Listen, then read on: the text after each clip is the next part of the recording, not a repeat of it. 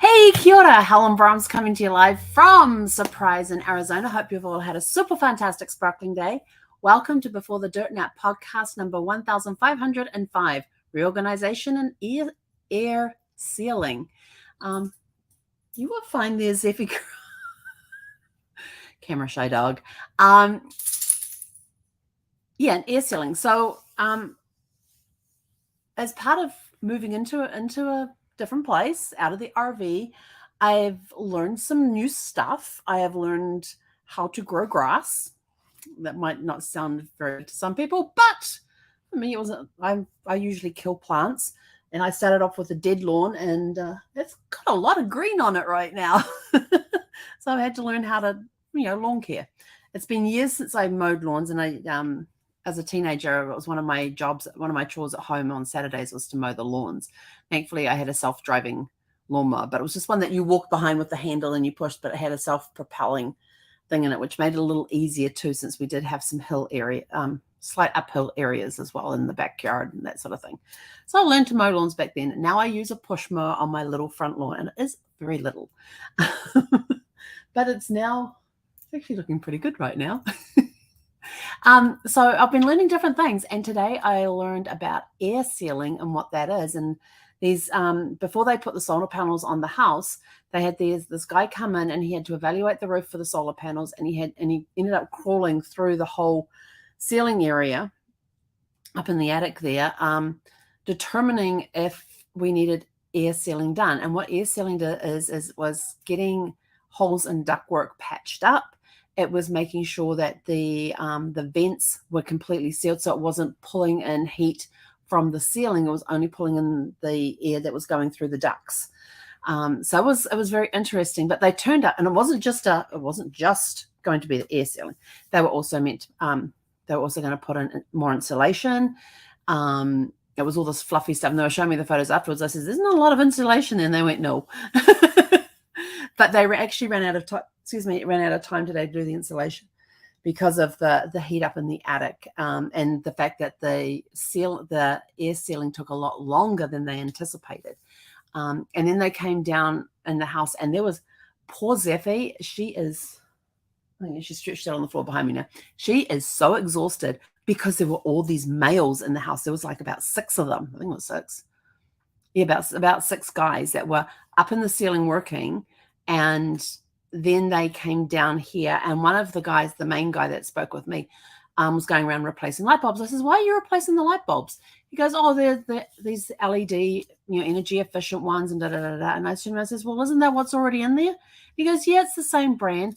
Well, he puts them on the chandelier that's in the back room over in the living room over here, and they had this yellow glow to it. And I went, "I don't like those." I says, "They look dark." I says, "Weren't the other ones LED efficient?" And he looks and goes, "Yeah." And I said, "So why are we switching them out?" "Well, we've been requested to." I went, "Okay." And he says, "Oh, come and do the ones in the office." I went, "No." He's like, "Well," I said, "I do a lot of Zooms and stuff, so I need the white light." And he's like, "Oh, okay." And he says, "Yeah, we can do that." He says, "I gotcha." And he says, "Now, are there any other ones that you don't want us to switch out?" And so we went through the ones that I wanted him to switch. I said, "It's okay to do these ones. Okay to do these ones. Don't do this one. Don't do it in my craft room," and that sort of thing. Another thing he had to do is he had these bag things. I've never heard of them, never seen them before, but you put them in the toilet tank so that one, you don't use as much water as you normally do. And there's something about the thing going in into some pipe somewhere to help restrict the amount of water that comes in or something. I don't know. It's meant to make the toilets more water efficient. And so they had to put those in.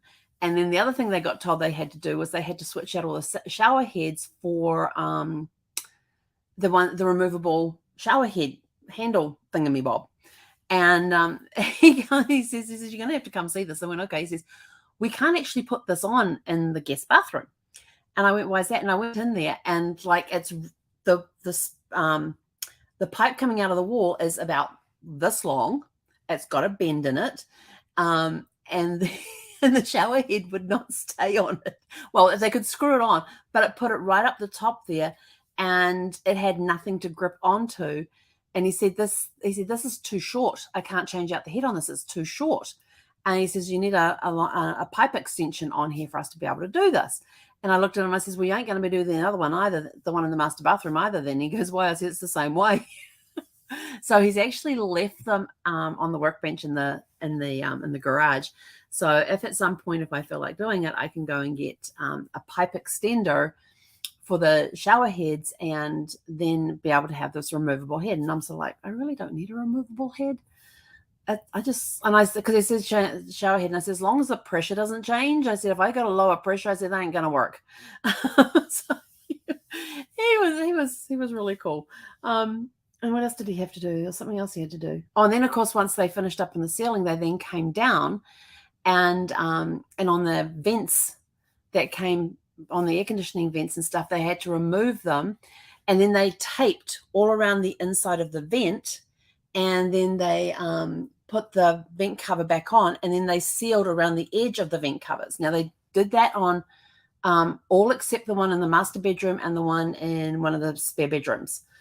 And I'm like, why didn't they do that one up there? But there's some efficiency thing. If it was at a certain number, they didn't have to do it. There was a certain number of things.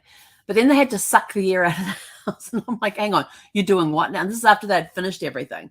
And they were doing something with the can lights. And one of the can lights I know is down lower about this much. So I'm not sure what's going on there. And they said on the can lights that they would seal around them, the ones that they would seal those, and they haven't. So, but they do have to come back to do the installation because they ran out of time to do it because of how long it took them to do all the sealing that needed to be done. Oh, and then they're at the air conditioning return out here and had them down. They scrubbed it all down. They did a big cleanup on there. They sealed up some areas and stuff. And the guy's looking at the filters. I says, yeah. I said, you're just going to have to put the dirty ones back in. I said, because I have to go out to the hardware store today and get some new ones. I said, the property management company is supposed to be sending me air filters, and we ordered them 2 weeks ago and they still haven't shown up. So I told them that, sorry, my allergies are playing up like crazy and I need to have clean filters. And so they said they would reimburse me for whatever. They would reimburse me for the filters. So I just need to go get them. And so I've already worked out where I'm going to get them. And some puppy dog may be able to come with me because she's actually allowed inside their store. I'm like, yes. So if you go to Tractor Supplies, they have all your house, they have all the farming stuff that you need as well, but they also have a lot of house stuff, including air filters. And you're allowed to take your dog in the store with you. And I was like, this is going to be so fun. And some of their dog food prices, I went and checked out. They had a whole area with dog food in it. And went and checked them out. I thought, these are cheaper than, I recognize some of the brands, and they were cheaper than what I'd seen at PetSmart. Which brings me on to another point. I went to get Zeffie her food the other day, and I'd been using a different food, but I needed to go back to her previous food to kind of supplement it a little bit. And so I went to get her food that we used to use. It had gone up $20 a bag, and I got an 11-pound bag. It used to cost me $32. It was sitting at $55 for the same bag, same brand, same flavor. Everything was exactly the same on the label. It was $20. It was over $20 more expensive. When I said that to the woman at PetSmart, she turns around, she says, keep this receipt. And I said, why is that? She said, there's a $10 off coupon on whatever you get next time, you get $10 off. And I thought, well, okay, now the bag's gone up $10. So I was kind of surprised about that because I hadn't bought that particular brand or food for a while. And so I was just like, but the other one because I used to have two that I would mix with her. And the other one they had there, and it had gone up as well, but it had only gone up like $5 a bag. And I thought, okay, I can deal with that. I used to mix the two, so I just got the one. And now when I go into the kitchen in the morning, there's this spattering of food all around on the floor. And I'm like, oh, jeepers. But the funny thing is that the food in that bag has gone a lot smaller than it used to be as well. And so it's like these tiny little things. But she'll get them in her mouth and she'll just like push her head over the side and just go and spit them on the floor. And I go, exactly. And then she'll go back and she sniffs each individual piece that's scattered on the floor and only picks up some of them. So some of them may be a different flavor, even though they're all the same shape. But anyway, we're getting sidetracked. Back to today. So while they're up on the roof today, before I started work at 12, was so they could access the registers and the vents, and I was like thinking, oh, my boxes. And my bookcase, got it all fixed. It's all up. It's all running. It's fully loaded. I even have one milk crate with books in it on its side there next to the bookcase. I just have to empty out the other things. But then these guys showed up and they have to do the set, and they have to access the vents in each room so they can take the thing off and put the tape around it and all of that sort of stuff that they had to do. And so the one in the office here, there was no way they could catch that on a ladder. The same with with one that was in the living room out here, but the one at this end of the living room where the dining table is, I just needed to pull the dining table over a little more and they could get a ladder in there. So I ended up having to reorganize the few boxes that were actually left out there in the living room. So I got them all organized, and then I thought, oh, and then I came in here to sit down and do some work for a client, and I suddenly went, oh, I have all those boxes to move. And my goal had actually been to get all those boxes out of this room. I have one of those big picture boxes that has pictures in it that I can't put up on the wall. So I wanted to move it from in front of the window where it was over onto the side wall so it wouldn't block the view. So now we have this nice big area right here that has been completely cleared out. The picture box is up against the wall with some boxes holding it, but most of the boxes are out there. And when I looked, I thought, we've got this nice, big, huge cleared space when you walk in the front door. And then I've got another piece of cleanup that I'm going to do. So this weekend, it'll be going through more of those boxes and stuff. And I found the shredder. I couldn't find the box for the shredder. I found the box with the shredder in it. So this weekend, we'll get into doing some shredding as well. And there's boxes that I'm opening, and they're old files from like before we left Virginia. And we left Virginia in 2010. So they're files that we no longer need or are required to keep. So I've just written on the top of the box, shred. But of course, I'll still go through them in case there is stuff in there that we do need to keep and things. But found some treasures today as well, and finally found all the genealogy boxes. And it's like, thank goodness. Actually, no, I haven't found all of them. Oh, they might be in the other room. I found most of the genealogy boxes. There's one I'm still missing. But I found all the other genealogy boxes from my mother-in-law's place, and found the box that had my family genealogy stuff in it, because there's some photographs and some books and stuff that my mum had sent over with me. And I found that box. I was like, yes. So that was a big find, and relabeled some of the outsides of some of the boxes. I have my big fat Sharpie here, and relabeled some of the boxes so I can actually see from the end what's in the boxes. But got a lot of reorganization done with those boxes. And then I was looking at the table thinking, I still need to flip that table. And I moved it all the way over so they could get the ladder in, but I got to move it all the way back to where it was so I can like tip it. But then I thought, oh, hang on, I actually have to kind of roll it. So I'm trying to figure out how much space I need from when I tip it up on its side to then trying to roll it onto its feet, and how much space do I need for that. So I'm kind of figuring that out. So that's going to be this weekend's task, is flipping the table. It's a heavy table. It's oak. It's solid oak. I do have some bolts I have to tighten up, but now that I've got access to my tools again, it'll be easier to go in there and get those bolts all tightened up as they should be, because if you've got loose legs on the table and stuff, when you go to flip it over, it could end up damaging the legs, which makes the table useless. And I'm like, yeah, I'm gonna make sure those are all tightened up properly. So yeah, I'm kind of excited. It's been a really, really good day. Worked up a huge sweat. Oh, I have to tell you, hands-free leashes are amazing. My son and daughter-in-law, back in, I think it was Christmas of 2019, they gave me, they actually gifted Zeffie. When did they? It might have been for a birthday, or I can't remember. But they gave me this leash that you actually just put around your waist, and then the lead comes off the strap around the waist and attaches to the dog. And of course, because we had these guys coming in and out all day, and they were leaving the door open and everything else, although Zeffie was really good about not going near the door, she would stay well back. So I was like, thank you. But once I put that leash on, I could sit here at the desk. She could lay on her chair or lay on the mat behind me. And if she tried to get up and walk anywhere, she couldn't go very far. And so it was, and when I had to get up and walk, she would come with me. Whenever there's any workman in the house and I get up and go walking, she's like right behind me, like right beside me, or right at my heels, following to make sure everything's okay. And then she'll kind of like nudge around in front of me. But that, I tell you, that leash, I wish I'd remembered it the last time that we had workmen in the house. And so now I remembered, I was like, yes. And so now we're going to be using that whenever I have workmen in the house that are going to be going in and out, to remember to put that on and have her on the leash here. And then she can either lay on the floor behind me, or it's long enough that she'll be able to lay in the recliner here. And at one point she tried to climb up in the recliner, but the leash was coming at it from this side, and she was trying to climb up in the recliner over here. And so I got up, moved the leash so it was on this side so she could easily get up to here. But yeah, handless leashes, they are amazing. They just a strap that goes around and buckles up, and I always put the buckle to the back. And then she's got full range of motion with the leash, and you do have a handle area at the top and one near the bottom as well.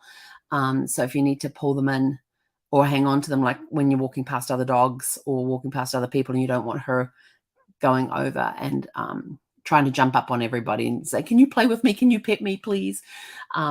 So that leash was so valuable today. And I was just like, why didn't I use this the last time we've had workmen in and out of the house, and I could have had her on that the entire time. But then I thought back and I thought, hang on, the other times we've had workmen in the house, that leash was still hanging in the RV. So that's why we didn't use it. But had I thought about that? Yes, so now I'm going to be promoting handless leashes, the hand-free leashes for when you have to sit at your desk and work, but have to keep the dog next to you because you've got workmen in the house and you don't want her wandering around or outside. So that's what we're going to do next time. So anyway, that's it from us. We did a lot of reorganizing today, did a lot of physical work today. I feel great because I've done a lot of extra movement. We had a beautiful 40-minute walk this morning. It was awesome. It was mid-70s outside. There was some cloud cover because I didn't have to use my sunglasses till the last 3 minutes of the walk. And we didn't even have a breeze or anything, but it was beautiful out there this morning. And saw a little baby rabbit about this long, hopping along, trying to get out of, scurrying along and all that. And Zeffie got to catch up with some dog friends this morning. And so she got to see Otis, and Otis is an English golden retriever. Is it English golden retriever? I think it's it's an English one, but it's got these he's got these big fat paws on him. And I think he's an English golden retriever, which have these, it's very stocky compared to other golden retrievers that you see. I think it's an English. And, but Otis is his name, and we hadn't seen Otis around for a while. And so she got to reacquaint herself with Otis today. And then she saw Cooper and Madison, and it's really funny. I can remember when we're out in the parks and everything else, I always remember the dogs' names. Most of the time I don't remember the dog owner's name, but some of them I do. And, a lot of times I see them around going, oh yeah, that's Otis's dad, or that's, Jake, Buddy's dad, and that sort of thing. So some of them we've exchanged names, but a lot of the dog parents, we haven't exchanged names. It's just names of the dogs that we've exchanged. Funniest thing ever. Excuse me. But anyway, we're out of here. We're going to go for a WALK so we can then go get the AC filter and then come home and relax for the evening after we switch out the filters. So I hope you've all had a super fantastic sparkling day. That reorganization stuff this morning was awesome because I got weight training in today with lifting some of those boxes. And so I got some weight training in, a lot of movement, a lot of walking. Should have had my phone on me like the whole day because it would have caught all the extra steps that I did backwards and forwards from this room out into that room with boxes and everything else. But so now Zeffie can lay on the lazy boy and look out the window. And I've got it set up about this far off the windowsill so she can peer, go up there and put a nose on the windowsill and just look out if she wants to do that too. So we'll see how that goes. But anyway, that's it from us today. It was just a day of learning about air sealing and what that involves, and then just doing the reorganization on the boxes. So they're all in one place. They're all neat and tidy now, and it's going to be easier to go through them simply because I was a little more conscious of where I was putting certain boxes, so that when I go back to go through them, I know that this area is kind of This is kind of the shredding pile. This is the genealogy area. This is the books. This is office supplies and things like that too. So, but anyway, that's it. We're out of here. Go out, have a super fantastic sparkling evening, and we'll catch you guys back here tomorrow evening at 6 p.m. Pacific. Hei konara.